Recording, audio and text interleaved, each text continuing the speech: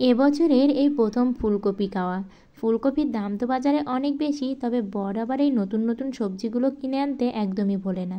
সে তো ফুলকপি নিয়ে চলে আসলো, আর ফ্রিজে ছিল শোল মাছ। তাই তো ভাবলাম আজ শোল মাছ আর আলু দিয়ে ফুলকপির তরকারি রান্না করি।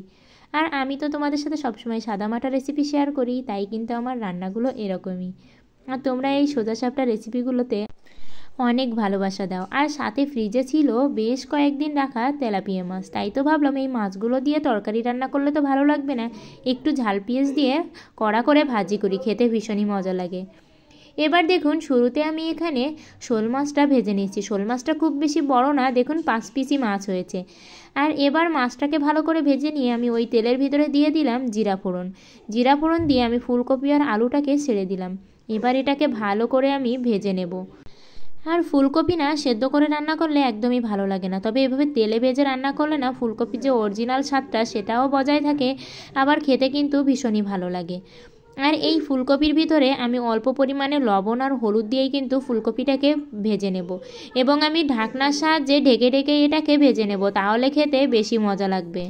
আর ঢাকনা দিয়ে যখন ঢেকে ঢেকে এটাকে ভাজবেন তখন এটা ভেতর থেকে অনেক বেশি সেদ্ধ হয়ে যাবে। আর এভাবে ভেজে খেয়ে দেখবেন তরকারিটাই যেন বেশি স্বাদ আসে। এভাবে আমি নেড়ে চেড়ে খুব ভালো করে কিন্তু এটাকে ভেজে নেব। আর এটা ভেজে নেওয়ার পর আমি এর ভিতরে পরিমাণ মতো জলটা দিয়ে দেব। জল দেওয়ার পর আমি আবার একটু লবণ আর একটু হলুদ দেব। ভেজে নেওয়ার সময় আবার খুব বেশি লবণ দিবেন না, তাহলে কিন্তু ফুলকপির ভিতরে অনেক বেশি লবণটা ঢুকে যাবে। আর এবার আমি দিয়ে দিলাম কয়েকটা চেরা কাঁচা লঙ্কা। এটাকে দিয়ে আমি এবার এটা ঢাকনার সাহায্যে ঢেকে রান্না করব, যাতে এটা সেদ্ধও হয়ে যায়। আর এখানেই আমার প্রিয় বন্ধুদের বলতে চাই, আমার ভিডিওগুলো ভালো লাগলে অবশ্যই লাইক করবেন, কমেন্টে আপনাদের ব্যক্তিগত মতামত জানাবেন, আর আমার চ্যানেলটি সাবস্ক্রাইব করে পাশের ঘন্টাটি বাজিয়ে অল অপশানে সেট দিয়ে রাখবেন। তাহলে আমি যখনই নিত্য নতুন ভিডিও আপলোড করব আপনাদের কাছে আগেই নোটিফিকেশন চলে যাবে। আর এবার দেখুন আমি এ পর্যায়ে ঢাকনাটা উঠিয়ে যখন দেখলাম সব সেদ্ধ হয়ে গেছে, তখনই আমি মাছটাকে দিয়ে দিলাম। আর মাছ দিয়েও আমি বেশ কিছু সময় রান্না করতে থাকবো। আবারও আমি ঢাকনার সাহায্যে ঢেকে দেব, দিয়ে এটাকে রান্না করব। আর এই তরকারিতে না আপনারা আলুটাকে একটু উঠিয়ে ম্যাশ করে দিয়ে দিবেন, তাহলে কিন্তু ঝোলটা আরও একটু গাঢ় হবে এবং খেতেও ভীষণ মজা লাগবে। আমি ঠিক তেমনটাই করেছি, সেদ্ধ করে আলুগুলো উঠিয়ে নিয়ে একটু হাতার সাহায্যে ম্যাশ করে তরকারির ভিতর দিয়ে দিয়েছি। আর এতেই কিন্তু তরকারিতে একটা আলাদাই স্বাদ চলে আসে। আর আমার রান্না কিন্তু প্রায় শেষের দিকে। দেখুন আমি এই সাদামাটা রান্নাগুলো কিন্তু রোজই আমরা খেয়ে থাকি।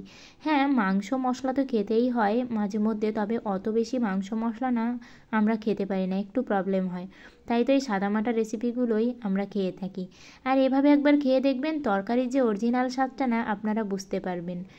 আর এবার আমি এখানে ভাজা জিরা আর গরম মশলার গুঁড়ি করেছিলাম সেটাই এখানে দিয়ে দিলাম।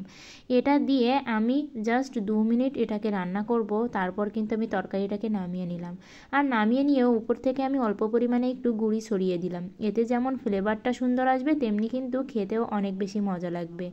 আর এই যে আমার রান্না শেষ। এমন রেসিপি যদি দুপুরে হয় তাহলে গরম ভাতের সাথে কিন্তু একদমই জমে যায়। এবার চলে যাচ্ছি দ্বিতীয় রেসিপিতে। আর দ্বিতীয় রেসিপি হলো তেলাপিয়া মাছ দিয়ে ঝাল পেঁয়াজ ভাজি। এটা আবার বলতে পারেন এই রেসিপি আবার দেখানো লাগে, ওই যে বলেছি আমরা দুপুরে যে খাবারগুলোই খাই সেগুলোই কিন্তু আপনাদের সাথে শেয়ার করি।